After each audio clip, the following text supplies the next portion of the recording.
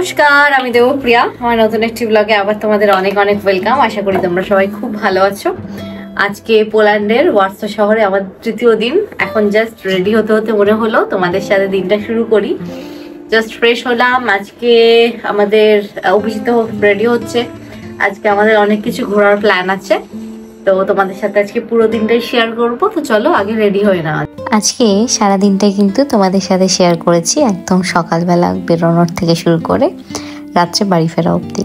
আর এই পোল্যান্ডে ওয়ার্সো শহরটা যত ঘুরেছি তত ভালো লেগেছে। আমি এই ড্রেসটা পরবো, সাথে এই জিন্সটা দিয়ে। তো চলো রেডি হয়ে নি। আর এই হলো আমার পুরো আউটফিট। আর অভিজিৎ কিন্তু ওদিকে একদম রেডি হয়ে গেছিল। এবার খালি দুজন মিলে বেরিয়ে যাওয়ার পালা। তো চলো এবার ডেস্টিনেশনে যেতে যেতে তোমাদের আজকে একটা বিষয় নিয়ে কথা বলি। সেটা হলো পোল্যান্ডে এখন অনেক ভারতীয় আসছে পড়াশোনা, কাজ বা সেটেল হওয়ার জন্য। আগে ইউরোপ মানেই কিন্তু সবাই ভাবতো ইউকে, জার্মানি বা ফ্রান্স, কিন্তু এখন পোল্যান্ড সেই তালিকায় একদম নতুন একটা ফেভারিট দেশ। এর অনেক কারণ আছে। প্রথমত পোল্যান্ডের লিভিং কস্ট তুলনামূলকভাবে অনেক কম। আর এখানে ওয়ার্ক পারমিট পাওয়াটা অন্যান্য ইউরোপীয় দেশের তুলনায় কিন্তু অনেকটা সহজ। মানে স্পেনে যেরকম ওয়ার্ক পারমিট পাওয়া এবং পেপার ওয়ার্ক অনেক বেশি। যাকে তো আজকে প্রথম ডেস্টিনেশন ছিল এই পার্কটা।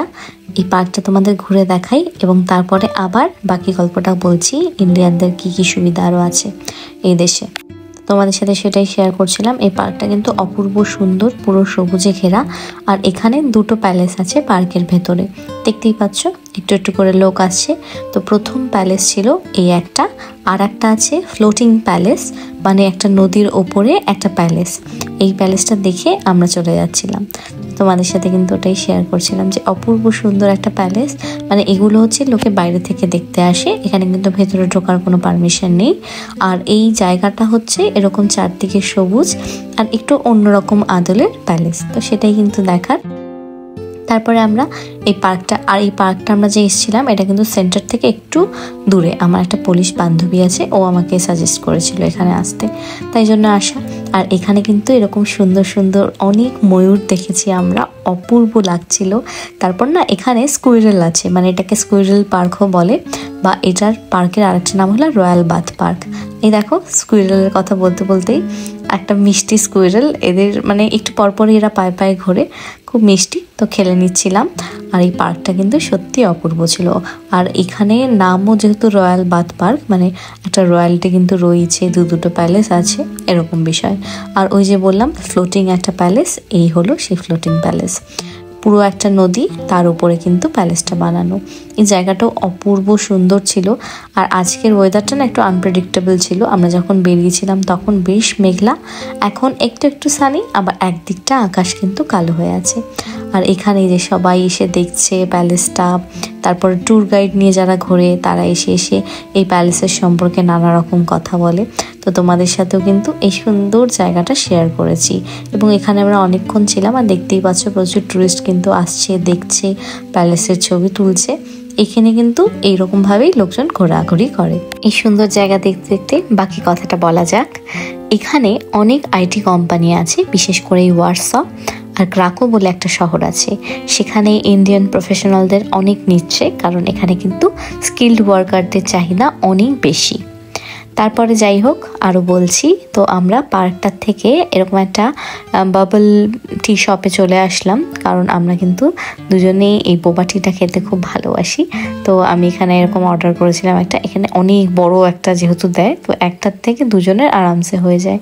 তারপর সেখান থেকে আমরা ট্রামে চেপেছিলাম, এবং এখানে কিন্তু ট্রামে এরকম পোষ্য নিয়ে ঘোরা যায়, আর এরা খুব শান্তভাবে চুপটি করে বসে থাকে। সেখান থেকে আমরা চলে এসেছিলাম অভিজিতের এই যে একটা দেখতে পাচ্ছ সামনে, এখানে কিন্তু ওর একটা কনফারেন্স ছিল। তো আজকে আমি ওর সাথে এসেছিলাম। এখানে পারমিশন নেওয়া যায়, মানে ওয়াইফদের নিয়ে আসা যায়। তো আমি সেরকমভাবেই এসেছিলাম। আর এখানে আজকে আমাদের লাঞ্চ ছিল আসলে, তো তাই জন্য লাঞ্চটা এখানেই করে নিচ্ছিলাম দুজন মিলে। আর গলা যেটা দেখতে পাচ্ছ সেটা কিন্তু মানে এখানে পারমিশন নিয়েছি, সেটার একটা প্রুফ বলা যেতে পারে। আর এটা একটা ইউনিভার্সিটি বা ইনস্টিটিউট, মানে ভাবতে পারছো একটা রয়্যালিটি এখানে যারা পড়তে আসে তারা কিন্তু সত্যি অনেক লাকি। তারপর সেখান থেকে চলে আসলাম আমরা আবার এই ওল্ড টাউন স্কোয়ারে। এবার বাকি কথাটা বলি।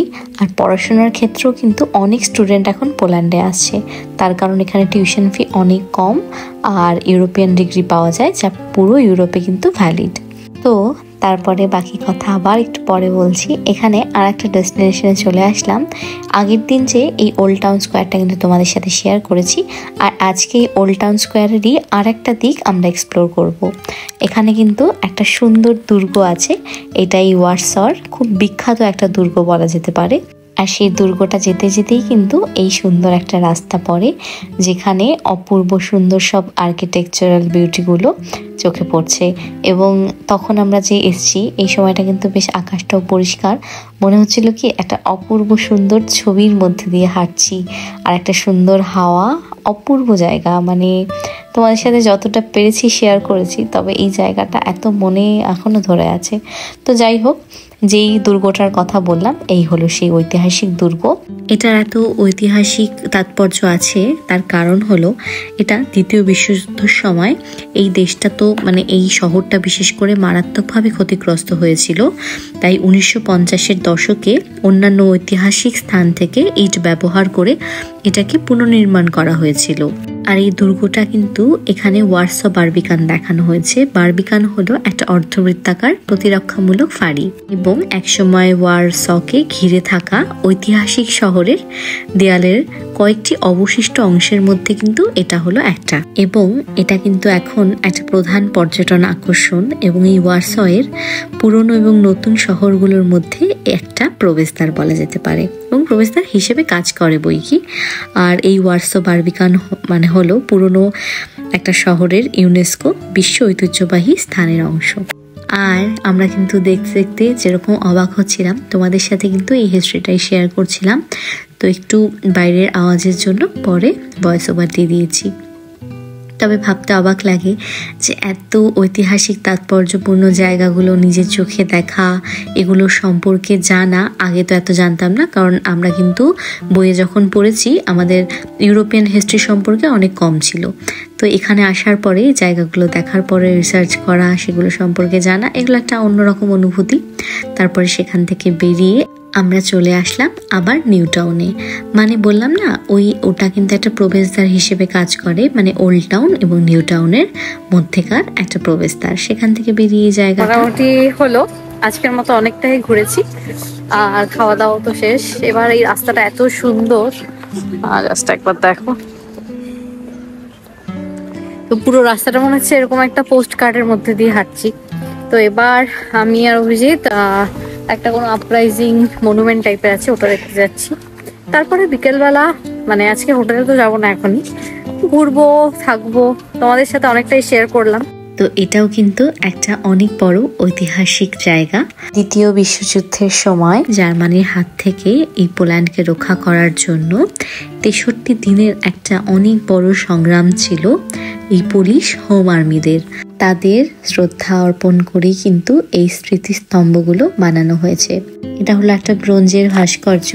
এটার দুটো প্রধান অংশ রয়েছে। একটাতে রয়েছে এটা বিদ্রোহীদের ব্যারিকেডের ওপর লড়াই করার চিত্র, মানে এখানটা বোঝাই যাচ্ছে। আর একটা রয়েছে যোদ্ধাদের ম্যানহোল দিয়ে পালানোর চিত্র, যেটা শহরের নর্দমা ব্যবস্থার ব্যবহারের প্রতীক।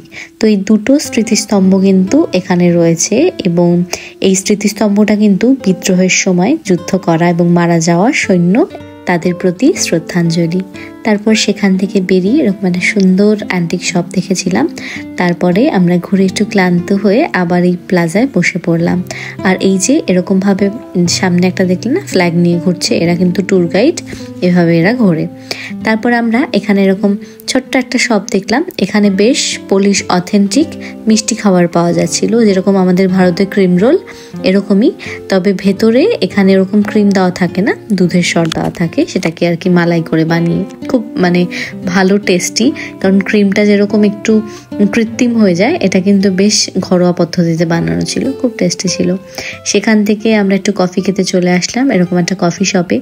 আগের ব্লগেও বলেছি পোলিশরা কিন্তু বই পড়তে খুব ভালোবাসে, তাই এখানে বেশিরভাগ কফি শপগুলি এরকম আদলে বানানো, মানে কফিও খেতে পারবে, অনেক রকম বই রাখা, পড়তেও পারবে, লাইব্রেরি কাম ক্যাফে বলা যেতে পারে। আর এই কেকটা খেয়ে আমার এক্সপ্রেশন দেখতেই পাচ্ছ, এরা কিন্তু বেকিংয়ে অসাধারণ, এটা খুব সুন্দর করে যে কোনো কিছু বেক করে। আর এখানে এসে কত যে মিষ্টি খেয়েছি, কত যে কেক খেয়েছি সেটা কিন্তু গোনা যাবে না। তারপর সেখান থেকে আমরা চলে আসলাম এরকম একটা ছোট্ট মার্কেটে। এরকম ছোট ছোট দোকান বসেছে, এখানে তুর্কিশ কিছু দোকান ছিল, নানা রকম দোকান ছিল, হাতে বানানো জিনিস, জুয়েলারি, এরকম 3-4টে এরকম ছোট ছোট দোকান, এবং ভেতরে কিন্তু এরকম জিনিসগুলো, এগুলো দেখতে খুব ভালো লাগে। আমরা কিছু কিনিনি, তবে দেখছিলাম। আমার যদি ব্লগগুলো তোমরা ফলো করে থাকো, আমরা যখন গ্রানাডায় গেছিলাম, গ্রানাডায় কিন্তু এরকমই, কিন্তু অনেক বড় একটা মার্কেট। তো আমরা যখনই কোনো জায়গায় যাই এরকম কোনো মার্কেট থাকলে ঢুকে পড়ি। তারপর ওখান থেকে বেরিয়ে অপূর্ব সুন্দর এই গোধূলির দৃশ্যটা চোখে পড়লো। এখানে কিন্তু এত সুন্দর দৃশ্যতে দুজনের একটা স্মৃতি রেখে দিলাম, তো খুব ভালো লাগছিল। আর তারপরে ওখান থেকে আমাদের বেরিয়ে ডিনার করতে যাওয়ার পালা। আর আগের ব্লগে এই চার্চটা দেখিয়েছিলাম, আজকে এটার ভেতরটা খোলা ছিল, তাই জন্য মনে হলো ভেতরটা কেমন একটু দেখে আসি। এই ছিল ভেতরটা। এবার ওখান থেকে আমরা চলে আসলাম ডিনারে। আর আমরা যতদিন পোল্যান্ডে ছিলাম প্রতিদিন কিন্তু পোলিশ খাবারই খেয়েছি, কারণ আমাদের দুজনেরই পোলিশ খাবার খুব ভালো লেগেছে। তারপর এরকম একটা রেস্টুরেন্টে চলে এসেছিলাম। এই রেস্টুরেন্টটাও কিন্তু অথেন্টিক পোলিশ খাবার মানে এখানে রাখা হয়, তাই জন্য অভিজিৎ এই খাওয়ার পুরো দায়িত্বে কিন্তু অভিজিৎ থাকে, ওই সব বের করে কোথায় খাবে কি করবে। আর আমি ওকে কন্ট্রিবিউট করি হলো কোথায় ঘুরতে যাব, সেখানে কিছু প্ল্যাটিংয়ে, বাকি পুরো খাওয়ার দায়িত্ব কিন্তু অভিজিতের। তারপরে আমরা এরকম দুটো অথেন্টিক পোলিশ ডিশ নিয়েছিলাম। এটা হলো আলু ভাজা, আর সাথে চিকেন বা মাটনের যেটা চাইবে সেরকম। আর ওটা হলো যেটা এই যে খাচ্ছি, মাশরুম স্যুপ। আর এটাকে এরকম সুন্দর একটা ব্রেডের মধ্যে দেয়। খুব সুন্দর দুটো জিনিসই খেতে খুব ভালো ছিল, এবং দেখতে আমি বলবো খাওয়ার থেকেও সুন্দর বেশি ছিল। আর আমার মনে হয় যেরকমটা বলে আগে দর্শনদারি তারপর গুণ বিচারি, গুণও ভালো ছিল, দর্শনও কিন্তু খুব সুন্দর। তো হলো আমাদের ঘোরা, আমরা বাড়িতেও চলে আসলাম। আজকে সারাদিন অনেক ঘুরলাম দুজন মিলে, তো ভালো লেগেছে। আশা করি তোমাদের আমার এই সিরিজগুলো ভালো লাগছে। কালকের দিনটা আছে, তারপরে কিন্তু বেরিয়ে যাব। তারপর স্পেনে গিয়ে আবার স্পেনের আর একটা জায়গায় যাওয়া, সেগুলোও শেয়ার করব। পরপর কিন্তু আমাদের বেশ কটা এখন ট্রাভেল আছে। আর সামনেই পুজো তোমাদের সবার খুব ভালো কাটুক। আর এই ভিডিওগুলো হয়তো পুজোর পরেও যেতে পারে, আর যদি আগে যায় তাহলে আগাম পুজোর শুভেচ্ছা। সবাই খুব ভালো থেকো, সুস্থ থেকো। দেখা হবে পরবর্তী একটি ইন্টারেস্টিং ব্লগের সাথে। Bye and good night.